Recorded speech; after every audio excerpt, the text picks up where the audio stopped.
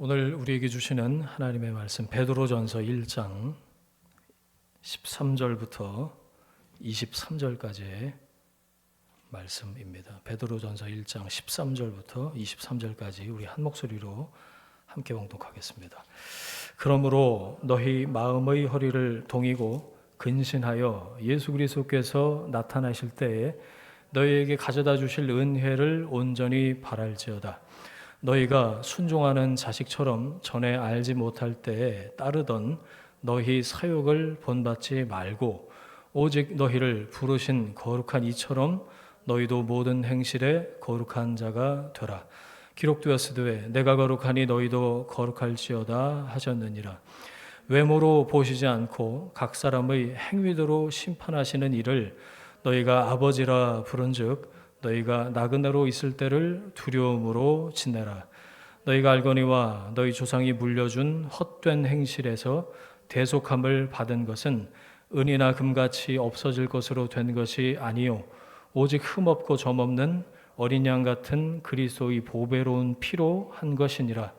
그는 창세전부터 미리 알린 바 되신 이나 이 말세에 너희를 위하여 나타내신 바 되었으니 너희는 그를 죽은 자 가운데서 살리시고 영광을 주신 하나님을 그리스도로 말미암아 믿는 자니 너희 믿음과 소망이 하나님께 있게 하셨느니라. 너희가 진리를 순종함으로 너희 영혼을 깨끗하게 하여 거짓이 없이 형제를 사랑하기에 이르렀으니 마음으로 뜨겁게 서로 사랑하라.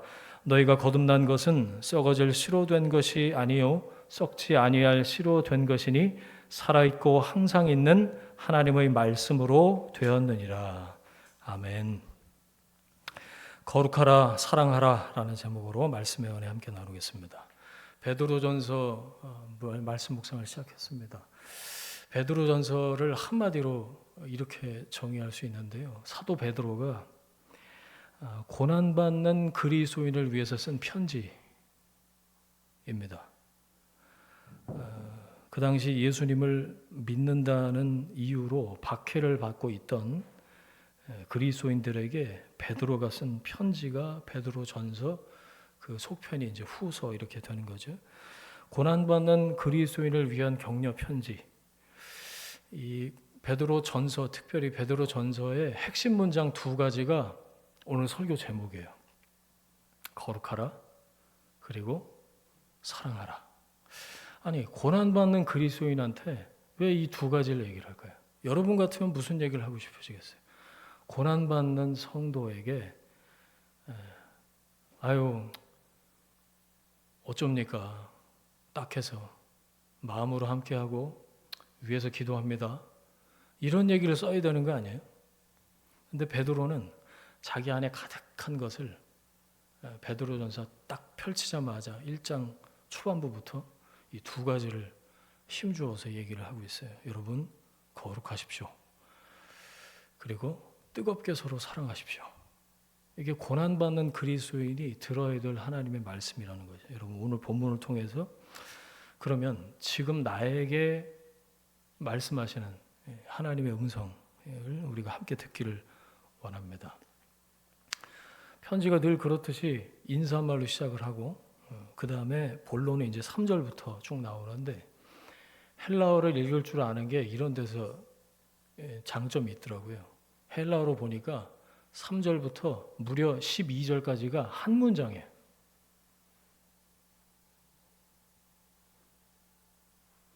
여러분 뭔가 말이 길어지거나 아니면 막 톤이 높아지거나 뭐 이렇게 써놓은 거 보지도 않았는데 술술술 확 계속해서 나올 때 그게 뭐죠? 내 안에 가득한 거를 쏟아놓는 거잖아요. 베드로가 편지를 시작하자마자 3절부터 12절까지 한 문장으로 쫙 고난받는 그리스도인들에게 이 얘기를 하고 싶었다. 그걸 편지 초도부터 쫙 펼쳐내고 있어요. 여기에 세 가지 중요한 동사가 나오거든요. 거기 찾아서 한번 동그라미 쳐보세요. 먼저 3절인데 3절 보세요. 우리 주 예수 그리스도의 아버지 하나님을 찬송하리로다. 찬송의 동그라미. 이게 첫 번째 동사입니다. 그리고 3절부터 5절까지는 그 찬송하는, 찬양하는 이유가 나와요. 왜 찬송하는가에 대한 얘기가 나오고, 자, 그 다음에 6절 보세요. 6절에 보면 두 번째 동사가 나오는데, 잠깐 근심하지만 곧 크게 기뻐한다. 기쁨, joy. 이게 두 번째 동사예요. 기쁨. 기쁨이 두 번째 동사. 그리고 7절은 기쁨의 이유. 왜 기뻐하나? 그게 설명이 되고, 그 다음에 세 번째 동사가 8절에 나오는데, 예수님을 보지도 못했는데 우리는 사랑한다. 사랑입니다. 자, 이 세 가지를 여러분 붙들고 말씀을 들으셔요. 베드로가 설명하는 이 성도의 아이덴티티, 정체성, 그리스도인의 정체성을 베드로는 뭐라고 설명하고 있느냐? 찬송, 기쁨, 사랑. 여기 나오는 이 세 가지는 하나님을 향한 것들입니다. 찬송, 기쁨, 사랑. 고난받는 그리스도인이 이걸 먼저 붙들어야 된다는 거예요. 우리는 찬송하는 사람이다. 하나님을 예배하는 사람이다. 그리고 우리는 그렇게 우울하게 지하실 구석에서 머리 박고 있는 사람이 아니라 기쁨의 이유를 가지고 있는, 기뻐하는 사람이다. 성도는 기뻐하는 사람이다. 마지막 세 번째, 우리는 하나님을 사랑하게, 하나님을 보지 못했지만 하나님을 사랑하는 사람으로 우리는 부름을 받았다. 그 얘기를 하는 거예요. 이걸 하나씩 좀 나눠서 살펴보길 원합니다. 그리스도인은 첫 번째, 하나님을 찬양하는 사람, 예배하는 사람, 창조주 하나님을 예배하기 위해서 창조됐어요. 여러분, 우리가 뭘 하든지 고린도전서 10장 31절, 먹든지 마시든지 무엇을 하든지 다 하나님의 영광을 위해서 하라고 그랬어요. 내가 하는 모든 것들이 하나님을 예배하고 찬양하는 것과 연관이 지어져 있는가? 우린 그걸 가장 먼저 생각을 해야 돼요. 그게 우리의 정체성이기 때문에 예배에서 중요한 건 뭘까요? 대상입니다. 예배를 받으시는 분. 세상 사람들도 예배하면서 살아요. 뭘 예배하는지 몰라서 엉뚱한 것을 예배해서 그 대상이 헛된 것이어서 그렇지, 우상 앞에 절하잖아요. 우상을 영어로 하면 아이돌이에요. 뭔가 내 주목을 계속 사로잡는 것, 그것이 우상이에요. 현대판 우상. 돈과 권력을 찬양합니다. 나도 모르게. 그걸 따르고 있으면 그걸 찬양하는 거예요. praise. 건강을 예배하고요. 건강을 예배합니다. 현대인들이. 행복을 예배합니다. 성공을 찬양합니다. 그 앞에 줄 쫙 서 있어요. 창조주 하나님이 이렇게 선언하셨어요. 이 백성은 내가 나를 위해서 지었나니 나를 찬송하게 하려며. 여러분, 그리스도인은 하나님의 창조 목적에 걸맞게 사는 사람이 그리스도인. 그거하고 상관없으면 그리스도인이 아니에요. 왜 살아요? 여러분, 삶으로 하나님을 찬양하시길, 하나님께 영광을 올려드리시는 삶이 되시길 주의 이름으로 축원합니다. 3절부터 5절까지 그 이유를, 찬양의 이유를 설명해요. 첫 번째, 거듭났으니까 찬양해라. 그 얘기예요. 두 번째, 살아있는 소망, 산 소망 주신 것을 찬양합니다. 세 번째, 썩지도 더럽지도 쇠하지도 않는 영원한 유업, 헤리티지를 주신 것, 그것을 잊게 하신 것, 하나님 나라를 상속받은 것을 찬양합니다.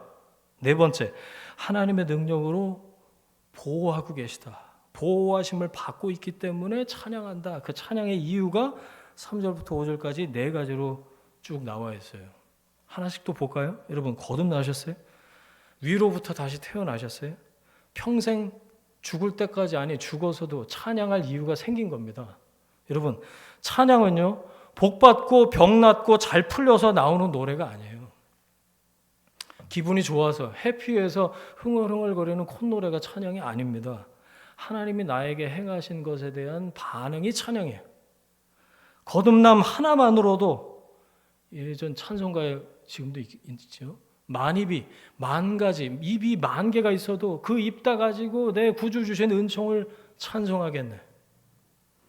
영원한 생명 그거 하나 받은 사실 하나만으로도 복음을 깨닫고 위로부터 새롭게 태어난 것만으로도 찬양할 이유는 흘러 넘친다는 거예요.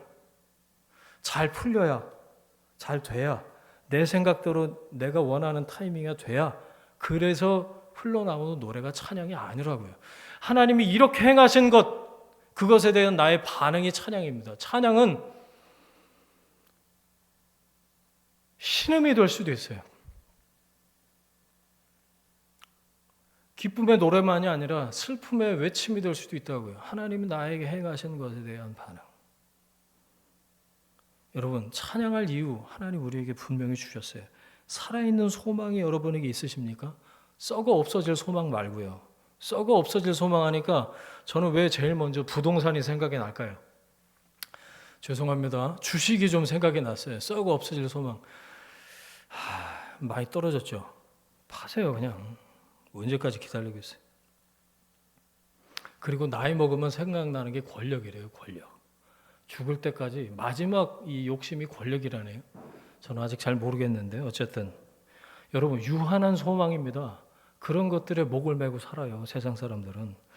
영원히 지속될 소망이 여러분 안에 뚜렷합니까? 그게 바로 찬양할 이유가 된다는 거죠. 없어지는 게 아니고 영원한 헤리티지가 여러분에게 있습니까? 그분께서 하나님께서 복음으로 어댑션 나를 양자 삼으셔서 하나님 나라를 여러분 상속 받으셨어요? 아직 잘 모르시겠어요? 하나님 나라를 상속 받은 것, 영원한 헤리티지가 내 안에 있는 것, 내가 영원토록 찬양할 이유다. 성경이 얘기하고 있어요. 예수 믿는 삶이 얼마나 복되고 가치 있고 행복하고 의미 있는지 여러분의 삶을 통해서 드러나고 계십니까? 아니면 누가 나 교회 다니고 예수 믿는 거 숨기고 사십니까? 마지막 하나님이 능력으로 보호하셔요. 여기서 보호하신다는 말을 좀 찾아보니까 군사가 지킬 때, 그리고 목자가 양을 밤새도록 지킬 때, 간수가 감옥을 철통같이 지킬 때, 이게 보호하다. 여기 나오는 하나님이 능력으로 보호하신다. 여러분, 하나님이 여러분을 그렇게 보호하신다는 거예요. 믿으십니까? 군사가 도시를 지키는 것처럼 하나님 여러분을 보호하시고, 언제 누가 쳐들어왔다 갔는지 우린 몰라요. 그런데 하나님이 보호하셔서 우리가 지금 이 자리에 있는 줄로 믿습니다. 목자가 양을 밤새도록 케어하는, 자지도 않고 졸지도 않고 주무시지도 않는 하나님이 나를 그렇게 보호하신다. 사자가 오면 물맷돌 던져서 퇴치하시고, 나는 어떻게 안전하게 보호받았는지 사실 잘 몰라요. 그런데 하나님이 능력으로 나를 그렇게 보호하셨어요. 간수가 감옥을 철통같이 지키는 모습, 나가지 못하게 지키는 게 아니고 외부로부터 지키는 거예요. 하나님이 그렇게 보호하신다. 여러분, 찬양의 이유가 이토록 명확하고 충분하다. 이게 그리스도인의 아이덴티티. 첫 번째 찬양에 대해서 말씀드렸어요. 두 번째 동사는 기쁨이었죠. 성도는 누군가 잠깐 근심하지만 오히려 크게 기뻐하는 자다. 성경이 얘기하고 있어요. 놀라운 얘기죠. 잠깐 근심하고 크게 기뻐한다.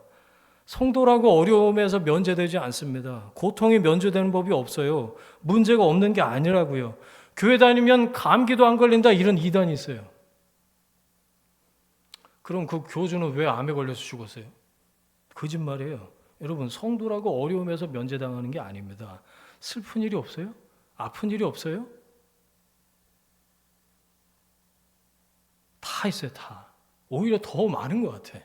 그러면 성도의 그러면 예수 믿는 특권이 뭐냐? 예수 믿는 게 뭐 장점이 있어야 될 거 아니에요. 여러분, 어려움 때문에, 아픔 때문에 우리는 근심을 어떻게 해요? 잠깐 하고. 그게 잠깐이라는 거예요. 슬프고 괴롭죠. 그렇지만 그게 잠깐이라는 겁니다. 환난이 있습니다. 환경이 좋지 못할 때도 있죠. 그러나 그리스도인은 환경의 지배를 받지 않고 근심은 잠깐이고 오히려 크게 기뻐하는 존재다. 여러분, 세상이 주는 기쁨은 환경과 관련이 있어요. 그래서 기쁨이고 그러니까 기쁨이에요. 하지만 성도의 기쁨은 다릅니다. 그리 아니하실지라도 기쁨, 그럼에도 불구하고 갑자기 수거가 생각나니 in spite of, 그럼에도 불구하고 기쁨, 이게 성도의 기쁨이에요. 사도 바울이 말합니다. 우리가 환난 중에도 즐거워하는 이게 제정신이에요. 저는 그거 읽을 때마다 좀 부딪혀 오는데 이 말이 안 된다 사실. 환난 중에 기뻐하는 게 이 미친놈 아니면 그걸 뛰어넘은 존재이겠다 이런 생각을 해요. 여러분 어떻게 환난 중에 즐거워합니까? 베드로는 왜 우리가 잠깐 근심하고 오히려 크게 기뻐하는지 그 이유를 7절에서 이렇게 설명해요. 7절 같이 한번 읽어볼까요? 시작. 너희 믿음의 확실함은 불로 연단하여도 없어질 금보다 더 귀하여 예수 그리스도께서 나타나실 때 칭찬과 영광과 존귀를 얻게 할 것이니라. 아멘. 여기서 우리가 주목해야 될 단어가 연단이에요. 고난이 그냥 고통으로 끝나는 게 아니라 그 고난이 주 안에서 연단이라는 거죠. 불순물이 사라지는 과정, 재련되고 다듬어지는 과정으로서의 고난. 잠깐입니다, 여러분. 재련돼서 정금으로 계속 유지되는 골드바 한번 생각해 보세요. 그걸로 유지되는 시간하고 재련되는 그 과정하고 생각해 보세요. 환난은 잠시, 고난은 잠깐이에요. 하지만 오히려 크게 기뻐합니다. 할렐루야. 시편 기자가 이렇게 고백해요. 119편 67절에서 고난 당하기 전에는 내가 그릇 행하였더니 이제는 고난 당했더니 이제는 주의 말씀을 지키나이다. 왜 어떻게 됐는지 스토리가 안 나와서 잘 모르겠어요. 하지만 이 시편을 쓴 119편의 저자는 고난 당하기 전에는 내가 그릇 행하였대. 지 마음대로 살고 고난 당하기 전에는 지 쪼대로 살고 지가 원하는 대로 살고 지 감정대로 살고 그랬는데 고난을 당했더니 내가 인생에 어려움이 없기 전에는 진짜 내 마음대로 살았는데 이제는 고난을 겪고 나서 오히려 주의 말씀을 지키는 사람이 됐습니다. 이렇게 고백한 거죠. 그래서 오늘 우리 암송 구절 71절 말씀이 나온 거예요. 시작. 고난 당한 것이 내게 유익이라 이로 말미암아 내가 주의 율례들을 배우게 되었나이다. 아멘.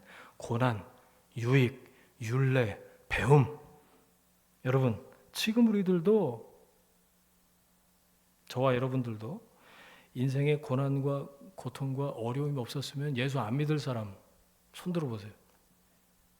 여기 안 나와 앉아 있을 사람 많을걸요.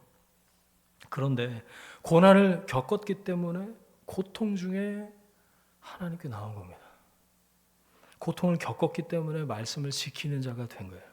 그래서 어떤 책에서 본 문장이에요. 성도의 고난은 변장된 축복이다. 아직 고통을 더 당해야 되나 봐요. 아직 그게 무슨 얘기인지 더 깊이 다가오지는 않는데 무슨 뜻인지는 이해가 돼요. 성도의 고난은 변장된 축복이다. 고난을 통해서 여러분 신앙은 새로워지고 하나님을 새롭게 만나게 되는 줄 믿습니다. 고통의 시간을 통해서 하나님을 더 인격적으로 친밀하게 경험하게 돼요. 아, 하나님이 이런 분이시구나. 그 고통의 시면에서 하나님을 더 깊이 만나게 된다 이거죠. 예를 하나 들어볼게요. 시편 23편 다 암송하시죠? 여호와는 나의 목자시니 내게 부족함이 없으리로다. 여호와를 영어 성경으로 보니까 3인칭 he라고 시작을 해서 시편 23편이 시작이 되거든요. 다윗이 여호와 그는 he라고 시작이 됐어요. 그런데 어느 순간 you로 바뀌어요. 2인칭으로. 객관적인 존재가 친밀한 존재로 다가온 거예요. 호칭이 바뀐 거예요. 언제부터인지 아세요? 내가 사망의 음침한 골짜기로 다닐지라도 당신은 3절부터 시편 23편 3절부터 희가 유로 바뀐 거예요. 비밀이죠. 사망의 음침한 골짜기가 아니었다면 계속 희였을지도 모르겠어요. 여러분, 하나님은 우주를 창조하신 주권자시에요. 저기 멀리 어디 안드로메다 어디 이름 모를 행성에 계신 그런 절대자, 그런 분 같은데, 그런데 바로 그 하나님이 언제 내 앞에 계신 친밀한 하나님으로 느껴지는가, 희가 유가 되는가, 인생의 고난을 겪을 때라는 거죠. 음침한 골짜기를 지날 때입니다. 남들은 알 수 없는 비밀이에요. 아무리 설명해봐도 몰라요. 그걸 어떻게 알아? 내가 당한 고난을 어떻게 아냐고요. 내 마음 같은 사람이 어디 있어 세상에. 여러분, 고난을 통해서 우리는 하나님에 대해서 그리고 나에 대해서 시선이 바뀝니다.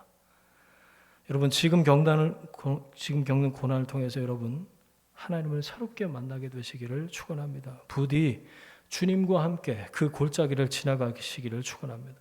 세 번째 동사는 사랑이에요. 눈으로 보지도 못한 주님을 사랑하고 믿고 기뻐한대요. 그렇죠? 요한복음 1장 18절에 본래 하나님을 본 사람이 없으되 사도 요한이 하나님 본 사람 한 사람은 없다 그렇게 얘기하거든요. 여러분 보셨어요? 저도 본 적 없어요. 그러나 시각으로 경험한 것보다 더 가까이 느껴지고 믿고 사랑합니다. 여러분 그러세요? 하나님을 시각으로 본 것보다 더 깊이 느껴지고 경험하고 믿고 사랑하십니까? 이게 비밀 중에 비밀이라고 저는 생각해요. 이건 세상 사람들 죽었다 깨나도 이해 못하는 거죠. 뭐라 그러죠? 야 하나님 증명해봐, 보여줘봐, 내가 믿게. 믿으려고 증명해달라는 게 아니에요. 죽었다 깨나도 못 봅니다. 보고 믿으려니까 못 보지, 못 믿지. 이 세상에 있는 한 하나님은 못 봅니다. 다 못 보고 믿는 거예요. 보지 못하고 믿는 겁니다. 그런데 보는 것보다 더 확실히 믿는 거죠. 예를 하나 들어볼게요. 엄마 뱃속에 아이가 있어요. 여러분 아이였을 때 생각나세요? 생각나면 이상한 거죠. 아기는 엄마 때문에 존재해요. 뱃속에 있으면서 엄마 때문에 존재한다고요. 엄마의 자궁 안에 탯줄이 연결돼서 살고 있는 거잖아요. 그런데 태중에 있는 애가 아무리 그 태중을 뒤져도 뱃속에 엄마는 없습니다. 안 보여요. 자기가 감각하는 그 공간 안에서 엄마는 없는 거야. 엄마는 보이지 않습니다. 하지만 엄마 때문에 존재하고 엄마 때문에 살아가고 엄마 때문에 성장하고 있잖아요. 그리고 곧 그 엄마를 만날 겁니다. 그렇죠? 여러분 다윗도 하나님 본 적 없어요. 그런데 이렇게 말합니다. 나의 힘이 되신 여호와여 내가 주를 사랑하나이다.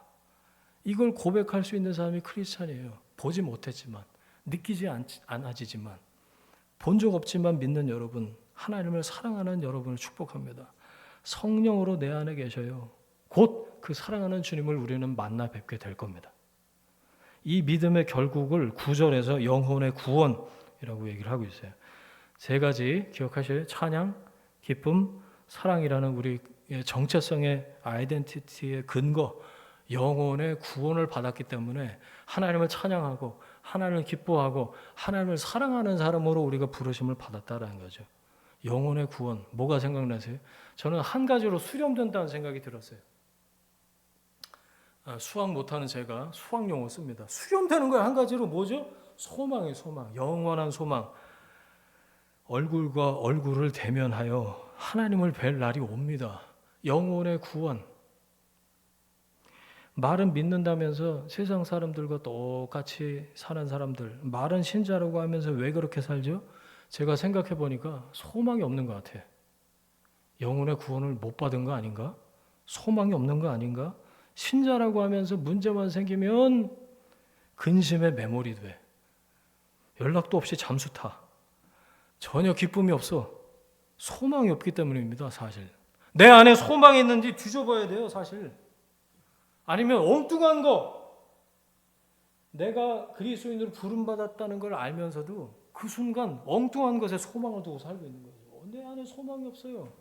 그분을 뵐 날 기다려지지 않아요. 주님, 마라나타 어서 오시옵소서. 이게 기도 제목이 아니고 주님 3년만 주십시오.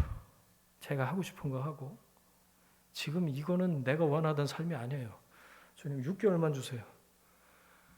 절대 주님 오시라고 기도 못합니다. 그런 찬양 못해요. 믿음의 결국 영혼이 구원받았다라는 것을 사실 안 믿는 거지. 나의 창조주 심판자 하나님을 얼굴과 얼굴을 대면해서 보게 될 것입니다. 이걸 진짜 믿는다면 그렇게 살 수는 없는 노릇이죠. 고린도전서 13장 12절에 우리가 지금은 거울로 보는 것 같이 희미하나 그때에는 얼굴과 얼굴을 마주대하여 볼 것이요. 지금은 내가 부분적으로 아나 그때에는 주께서 나를 아신 것 같이 내가 온전히 알리라. 지금 주님 아는 것은 온전치 못한데 그분 대면에서 얼굴과 얼굴을 마주대해서 보게 될 그날 주님을 내가 온전히 알게 될 것이다. 자, 12절까지 봤어요. 13절부터는 분위기가 확 바뀌어요. 명령형으로 바뀌어요. 그 앞에는 명령형이 아니고요. 그냥 평서문인데, 근데 13절부터가 이제 1장의 후반부예요. 오늘 본문. 전반부는 리을 미음 받침, 암이라고 본다면 후반부 13절부터는 삶이에요. 똑같이 리을 미음 받침. 전반부는 후반부는 삶. 이게 그러므로 말하는 접속사로 연결되어 있습니다. 보이시죠? 13절. 그러므로 이제 너희 마음의 허리를 동이고 근신하라. 자, 알았지? 13절. 근신해. 이렇게 살아야 돼. 베드로가 권면하고 있는 거예요. 14절. 과거처럼 살면 안 돼. 그러면 어떻게 살라는 말씀입니까? 15절. 거룩한 자가 되라. 명령형입니다. 16절 보세요. 심지어 하나님이 거룩하니 너희도 거룩하라. 이렇게 말씀합니다. 17절. 나그네로 있을 때, 나그네라는 거예요. 그때를 두려움으로 지내라. 보이시죠? 다 명령이에요. 자, 22절. 뜨겁게 서로 사랑하라. 다 삶에 대한 요구입니다. 다 명령형이에요. 이렇게 살아라 라고 하는 거예요. 타협의 여지가 없습니다. 알려줬잖냐. 정체성도 알려주고 우리가 어떤 사람인지. 고난 중에 있는 그리스도인 여러분, 아유 어쩝니까 힘들어서. 그게 아니고 여러분 알았으니까 이제 이렇게 살아야 됩니다. 거룩하십시오. 그리고 사랑하십시오. 전부 명령형이에요. 여러분 기독교 신앙은요, 열심보다 이해가 먼저예요. 알미 필요하다. 하나님이 어떤 분이신지 알아가는, 깨달아가는 과정이 필요해요. 그래서 우리가 열심히 말씀 묵상하는 거고, 그래서 성경 공부 또 하는 거고, 하나님이 어떤 분이신지 우리가 이 예배 시간을 통해서 또 설교 시간을 통해서 말씀을 듣고 깨닫고 이렇게 얻는 거죠. 왜? 이 시간에 알미 있기 때문에, 배우기 때문에 그렇죠. 그런데 알므로 끝나면 안 돼요. 삶으로 연결돼야 된다.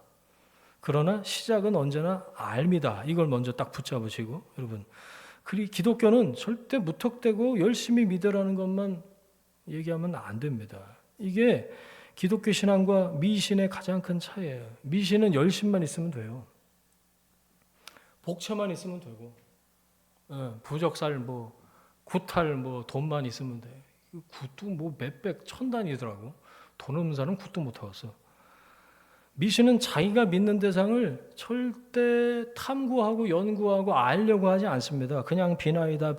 어디예요? 천지 신명계, 하늘과 땅의 온갖 모든 신들 중에 아무나 내 요구, 내 원함 이거 들어주는 게 신이다 라고 얘기를 하는 거죠. 내가 열심히 빌잖아. 그러니까 복 좀 줘. 이게 미신이에요. 근데 하나님도 미신처럼 믿는 사람이 얼마나 많은지 몰라요. 여러분, 미신은 신앙의 대상을 연구하지 않습니다. 탐구하지 않아요. 기독교는 다릅니다.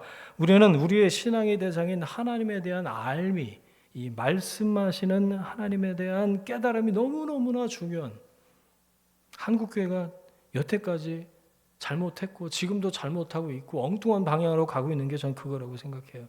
덮어놓고 믿고 열심히 믿고 열심히 봉사하래. 시게 믿어랍니다. 아니 뭘 시게 믿어 도대체. 뭘 시게 믿어? 뭘 믿으세요? 라고 대놓고 물어보면 몰라. 이거 정말 심각한 거 아닙니까? 그냥 열심히 믿으래요. 열심히 봉사하래요. 아니에요, 여러분. 알미 먼저입니다. 깨달음이, 우리가 믿는 대상인 하나님에 대한 알미 있어야 된다고요. 로마서 생각해 볼까요? 로마서 머릿속에 펼쳐지세요. 16장까지 있는데요. 11장까지가 설명이에요. 이신층의 믿음으로 의롭게 되는 것에 대한 설명, 복음을 설명하고, 우리가 믿는 바가 뭔지 교리적으로 먼저 로마서 앞에 쭉 설명하고, 그리고 12장부터 실천편인데 12장 1절에 보면 그러므로 하나님의 모든 자비하심으로 너희를 권하노니 너희 몸을 하나님이 기뻐하시는 거룩한 산 제물로 드려라. 그렇게 살아라. 그러므로라는 접속사로 삶에 대한 실천이, 명령이 펼쳐지는 거죠. 희한해요. 에베소서도 마찬가지더라고. 1장부터 3장까지 구원에 대한 설명을 하고 얼마나 구원이 황홀한 것인지, 주님 안에 있는 하나님의 백성들이 어떤 지위에 있는지를 바울이 에베소 교인들에게 쭉 설명을 하고 4장이 이렇게 시작돼. 에베소서 4장. 그러므로 알았으면 주 안에 갇힌 내가 너희를 권하노니 너희 부르심에 합당하게 행하라. 이렇게 에베소서가 실천편이 시작이 되죠. 알았으면 그렇게 살라라는 얘기예요.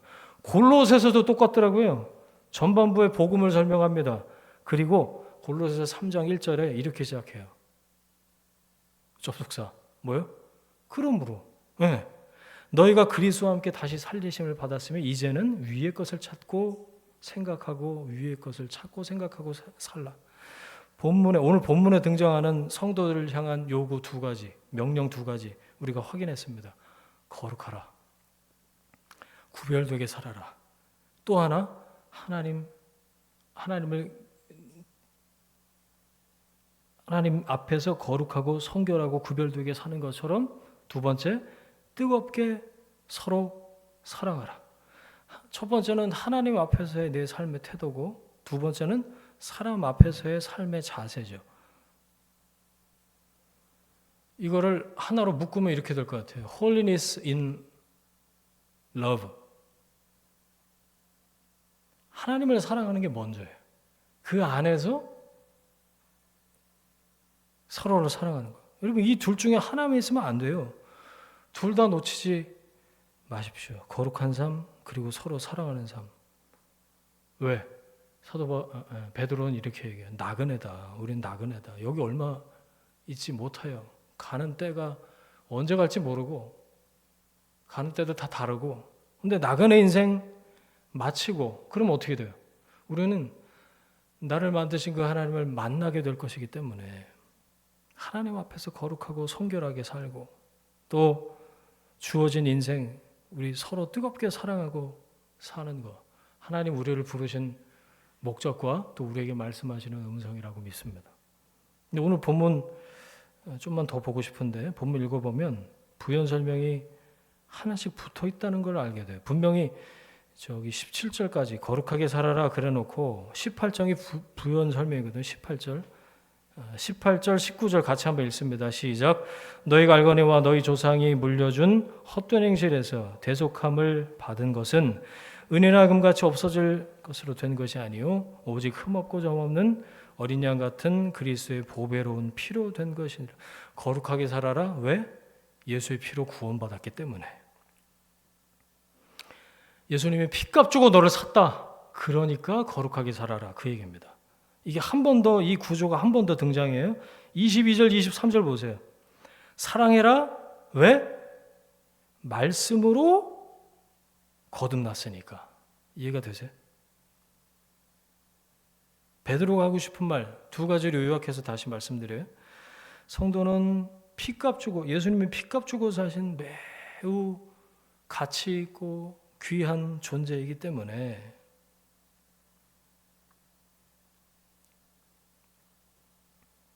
하나님 앞에서 가치 있고 거룩하게 살아라. 여러분 스스로를 포기하시면 안 돼요. 스스로를 가치 없다 생각하시면 나를 사신 예수 그리스도의 피값을 가치 없게 만드는 것밖에 안 돼요. 여러분 스스로 포기하지 마십시오. 나는 여기까지인가 봐. 어떤 영역이 있었든지 그렇지 않습니다.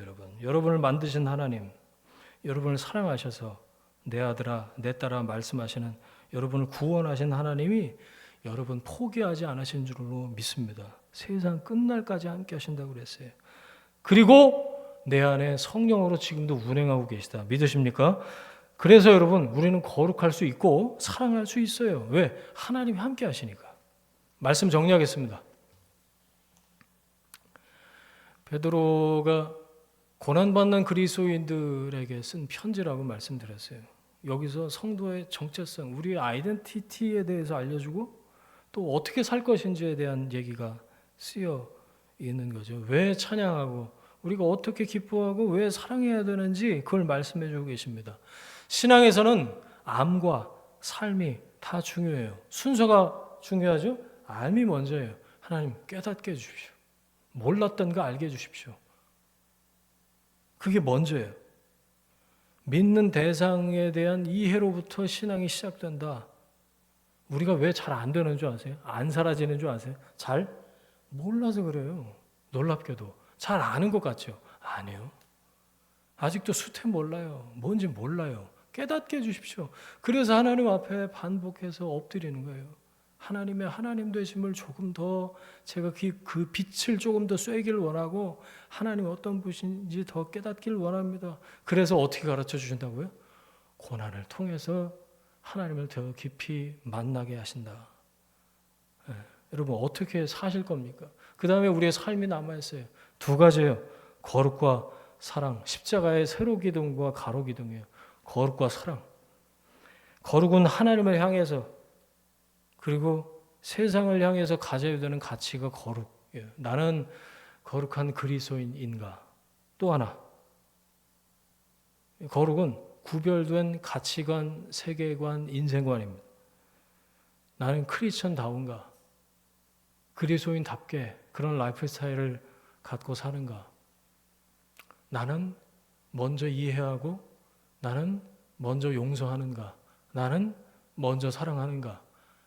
그분께서 나를 사랑하셨다는 게 믿어지고 나는 10,000달란트 탕감받았다는 게 깨달아지면 어떻게 나가자마자 나한테 1,000,000원 빚진 사람 멱살을 잡고 죽여라 그럴 수가 있나요? 아, 나는 10,000달란트 탕감받았구나. 기억나시죠, 여러분? 나는 오후 5시에 부름받았구나. 내가 받은 은혜와 사랑을 깊이 깨닫고 알게 되면 이것이 흘러가는 거죠. 자, 그리고 사랑입니다. 사랑. 그게 교회로 부름받은 우리가 서로를 향해서 멀리 갈 곳도 없어요. 지금 가장 가까이 있는 사람이 내가 하나님으로부터 받은 사랑을 흘려보내야 될 존재. 그래서 옆에 두신 거 아니에요? 서로를 향해서 가족, 이웃, 동료, 타인 그 사람을 향해서 지녀야 될 기본 태도, 베이직이에요. 베이직. 하나님 우리에게 사랑을 요구하고 계십니다. 명령하십니다.